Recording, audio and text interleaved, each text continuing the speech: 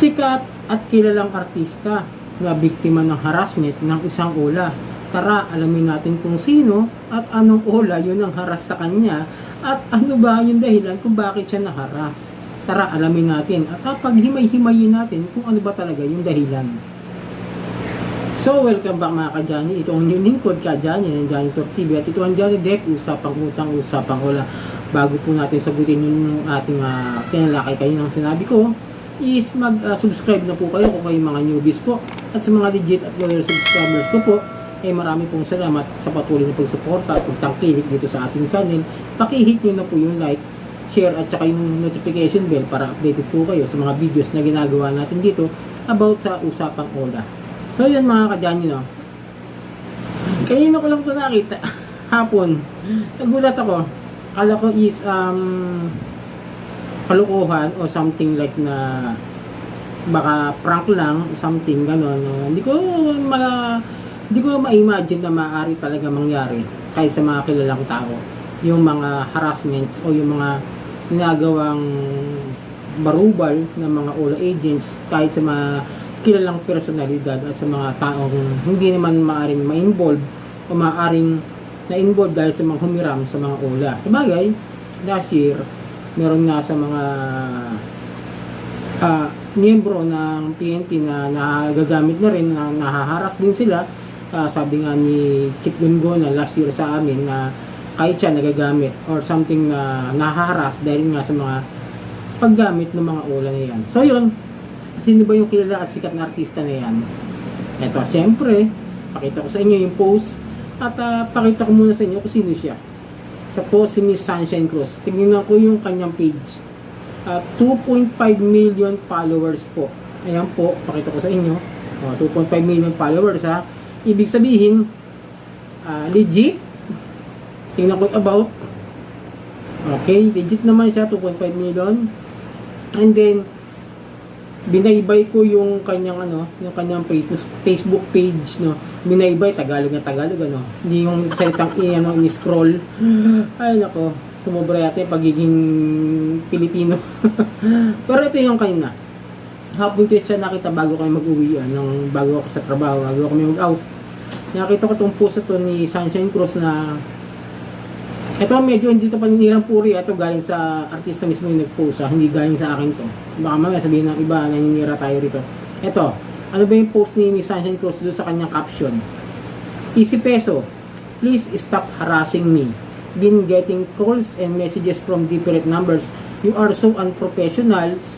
Stop na. Easy peso collection. Ayan. Post niya po yan ha. Sa mismong page niya. Ngayon, tignan natin yung mga nakalagay dito na pinost niya kung ano yung mga message sa kanya. Ito kasi galing sa screenshot, tapos ito sa ayan. Ito po yung pinakauna. Ito yung sinabi nung unang message sa kanya kay Miss Sunshine Cruz. Natukso ka na bang huwag magbayad ng utang? Ang Credit Information Corporation, CIC, ay isang korporasyong pamamay-ari at kontrolado ng gobyerno na nagbibigay ng credit information sa Pilipinas. Pinagsama-sama ng CIC ang impormasyon upang matulungan ang mga nagpapautang na surian ng kakayahan ng mga nanghihiram na magbayad. Mula sa petsa ng aplikasyon, susubaybayan ng mga credit registry ang bawat detalye ng mga credit record ng lahat ng mga pautang at maging ang mga utility bill. Ngayong alam mo na ang CIC ay nagtatala ng iyong kasaysayan ng kredito at pag-uugali sa pagbabayad, dapat itong mabibigay ng inspirasyon sa iyo na maging isang mas responsableng borrower mula ngayon. Reminder from Easy Peso over. Di ba? Nagbibigay sila ng ng tawag doon ng impormasyon kung ano yung mga ola na nagte-text sa kanya. Ito ay sinabi pa, mag 3 PM na, anong balak mo sa perang hiniram mo? Huwag mong antayin na i-coordinate ko pa to sa contact reference mo para lang magbayad ka ng loan mo. Tawag at text, ayaw mo makipag-coordinate since sige, proceed. Sige, proceed tayo sa social media ngayong araw. Asikasuhin mo to, Easy Peso. Di ba? Pakita ko sa inyo, di ba? Yan yung mga post na ginawa ni Miss Sunshine Cruz doon sa kanyang Facebook page. At ito, kaya sinabi ng agent ng Easy Peso, huwag nyo antayin na magkapahiyaan tayo. Ayaw mong sumagot ng tawag at text, fine, guluhin natin FB friends mo hanggang mamayang hapon para lang magbayad ka dito sa utang mong yata ka. Lakas mo mangutang, wala ka nang pambayad. Sinagot naman ni Miss Sunshine Cruz, you have the wrong person and contact info. Stop messaging and harassing me. Yan. At napakita ko sa inyo iba pa mga sinabi nila hanggang sa umabot ng anong oras yun. Ito, mag 3 PM na anong balak mo sa perang hiniram mo. Huwag mo nga tayo na i-coordinate ko pa sa contact reference mo para lang magbayad ka ng loan mo. Tawag at text ayaw mo makapag-coordinate. Sige, proceed tayo sa social media ngayong araw. Kasi kasuhin mo to from Easy Peso. Ang sagot ni Miss Sunshine Cruz, 5:32 na. Ang kulit ka.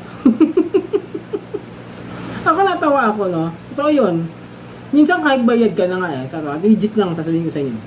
Kahit bayad ka na, kahit nakapag-usap ka pa nga dyan sa mga yan, na nagbayad ka na ng maaga, o kaya maaga pa doon sa sinabi nila, titext ka ng mga yan na hindi ka pa rin bayad. At bibigyan ka pa rin ng due date o due time ng mga yan, mga due time kasi yan, mga due time yung mga yan, kaya nga kahit may due time na binigay, at nakapagbigay ka naman ng proper na billings mo sa kanila, ganyan ginagawa nila. Tama to sikat na artista na yan, akil lang tao na yan, ano na yan, kumbaga mag-iisip pa ba tayo na magkakautang pa ba yan sa mga online lending app? Siyempre, isipin natin na real talk na tayo, real talk, reality. Mangungutang man yan, hindi sa mga ganitong klase ng mga yung tipong alam mo na napakababaw para mangutang sa isang online lending app sa ganitong klase ng mga tao na may pera naman at kaya naman bayaran kahit bangko. Kumbaga kahit mahungutang sa bangko, mangungutang yan para maging credible yung hihiraman nila at hindi katulad ng mga online lending apps na ganito like Easy Peso. Marahil ito teorya ko lang maaring may mga kasambahay ito, may mga tao, may mga trabahador o empleyado na nanghiram dito sa online lending apps na ito. Shoutout doon sa Easy Peso. Lalo na doon sa mga vlogger na nagpo-promote ng Easy Peso na okay daw hiraman. Kita nyo ito kilalang artista to, kilalang tao ito. Tapos sasabihin nyo okay yan. Shoutout doon sa mga okay daw yan. Lalong doon sa nagpakalat ng 67 online loan na 67 online daw na na-revoke. Lalong sa'yo, ikaw yung mahilig magpakalat ng mga wrong information Kasi tulad yan, okay yung Easy Peso. Tapos ito, magugol ka. Sikat at kilalang artista. Hinaharas. Di ba? Kung tutusin, pwede nyo ireklamo to sa SEC. Pwede nyo ireklamo to sa PNP. Anti-Cybercrime. Pinapamulat lang sa atin ni Miss Sunshine Cruz na hindi biro yung mga harassments na ginagawa ng mga online lending apps na ito. Na kahit wala kang utang siguro sa kanila, kahit naman ako, naranasan ko yung wala akong utang doon sa isang online lending app, hinaharas ako para magbayad kahit di man sila dinownload o in-applyan.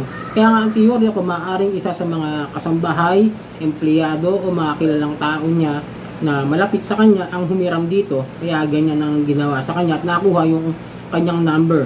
Kahit na sabihin mo di ba? Personal na number yan pinakalat o maaaring nakuha sa pagkaka-access o pag-aalaw dun sa cola na ito.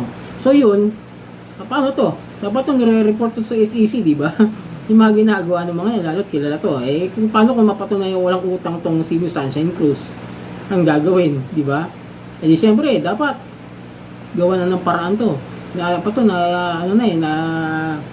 gagawa na kagad ng rekomendasyon na magkaroon ng cease and desist order or something na revocation dahil di natin sigurado. Dahil tulad niya, sinasagot naman ni Miss Sunshine Cruz na wrong information nga o maaring hindi siya talaga yung humiram doon sa OLA na ito pero siya yung hinaharas, di ba? Yan yung mga OLA reviewer na iba pinopromote kahit mali o kahit sablay talaga. Kaya kayo mga ibang OLA reviewer kaya sabi ko nga sa inyo, kung may pagkakatiwalaan ako rito, si Ate Red, Pat Quinto, Tim Marcos, pwede paniniwalaan ko ng mga nagre-review nang hindi nagpo-promote at talagang nire-review nila yung mga maaring mangyari sa inyo at maaring kapasukan nyo, papasukin nyo ng mga OLA. Yan hindi kami kwentong barbero dito sa grupo namin, sa mga magkakaibigan na to, na kahit mga OLA vlogger kami, meron kaming pinaglalaban dito na para makaiwas kayo sa scam. Tulad yan, example na lang yan, si Miss Sunshine Cruz na haras kahit na hindi tayo sure kung talagang pero real talk lang, tingin nyo ba mangungutang si Miss Sunshine Cruz sa mga itong klase ng mga lending companies? Siyempre sa bangko manghihiram yan, hindi sa basta-basta, di ba? Ano kung mga legit, hihiraman yan, pwede.